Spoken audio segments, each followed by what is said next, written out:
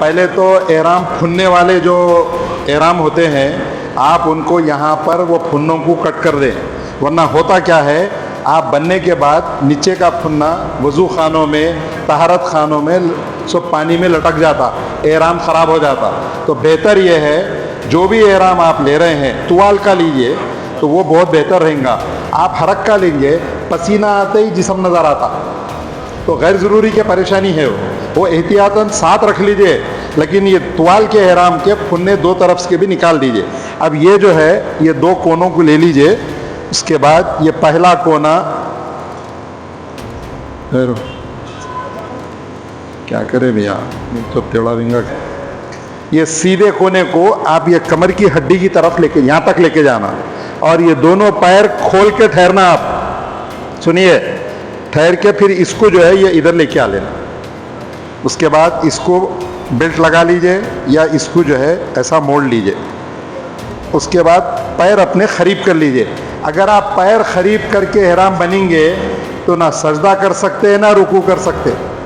खुले हुए पैरों में एहराम बनना ज़रूरी है आप। अब उसके बाद ये जो एहराम है, ये सीधे हाथ पे रखकर,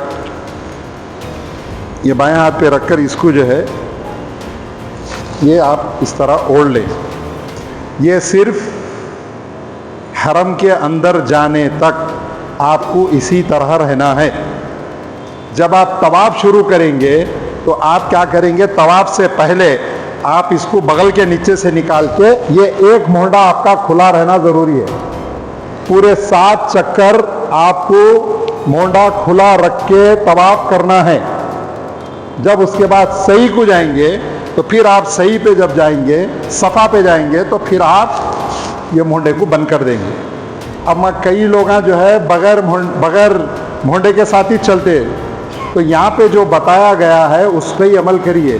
दूसरों की चीज़ को देखिए मत, उन्हों क्या करे इन्हों क्या करे, ख़त्म नहीं। आपको जो बोल रहे वही करिए। सफ़ा और मरवा में आपको मोहडा बंद करना है। जी हाँ, ये राइट का खुला रहता। अब जब सफ़ा को जाएंगे तो इसको बंद कर देंगे आप इसको। तो अब ये हो गया आपका उम्रे का पूरा इंतज़ाम। पे नमाज पढ़ना बिल्कुल नामुमकिन। मुफ्ती साहब बैठे हुए हैं। वाजिबुत तवाफ़ पढ़ना ज़रूरी है। असर की नमाज के बाद आप वाजिबुत तवाफ़ नहीं पढ़ सकते।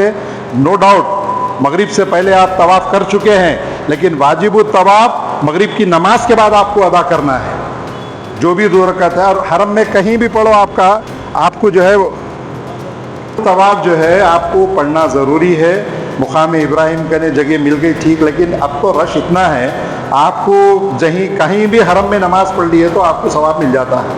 तो ये जो एहराम का तरीक़ा है आप देख लिए, और एक एहराम से की सूरत में, और ये कोई दुश्वारी नहीं। इसके लिए लोगों में शऊर बेदार करने के लिए गए साल तेलंगाना स्टेट हज कमेटी ने हज के लिए पहला ख़त्म एक प्रोग्राम रखा, ताकि ये लोगों में शऊर पैदा हो, हर आदमी चले।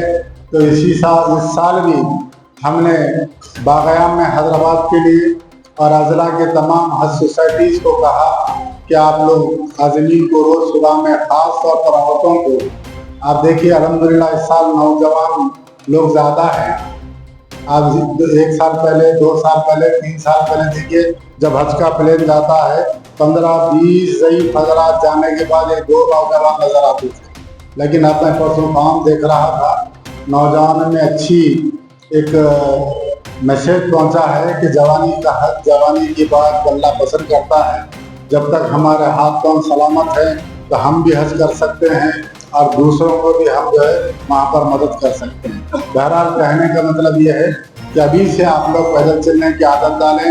इस हफ्ते को बाग़याम में टाइम क्या रखे, 8 बजे 9 बजे 7 बजे क्योंकि धूप है, 7 बजे अब एक हज के लिए पहला ख़त्म प्रोग्राम रखा गया है।